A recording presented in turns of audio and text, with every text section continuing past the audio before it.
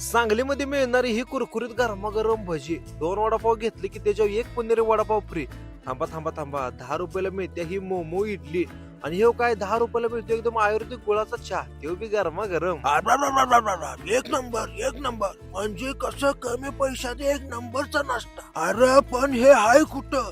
थांबक सांगतो 0 मिनिटात.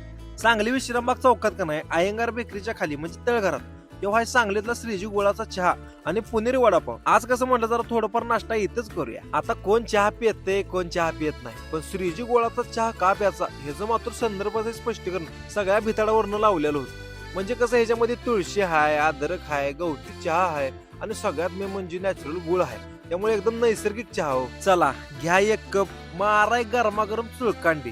वा वा वा वा, चहा मात्र एक नंबर क्वालिटी लागते बरं. तेवढ्यात किचन मधनं गरमागरम भजी तळल्याला वास आला.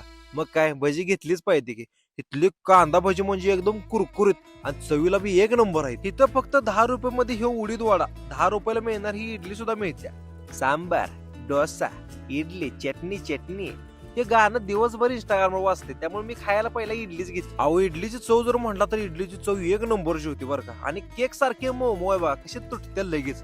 सांबरचा विषय जर म्हणला तर सांबर एकदम हार्ड होतो, क्वालिटीला एक नंबर. सध्या इथं ऑफर चालू आहे. 2 पुणेरी वडापाव घेतलं की त्यावर 1 वडापाव हे तुम्हाला फ्री मिळणार आहे. ऑफर मात्र एकदम जबर आहे बरं का. आणि सांगलीत मिळणार ही गुळाची कॉफी पण मिळते, ती बी तुम्ही इथं ट्राय करू शकता. पण इथला चहा आणि गरमागरम कांदा भजी मला एक नंबर वाटली.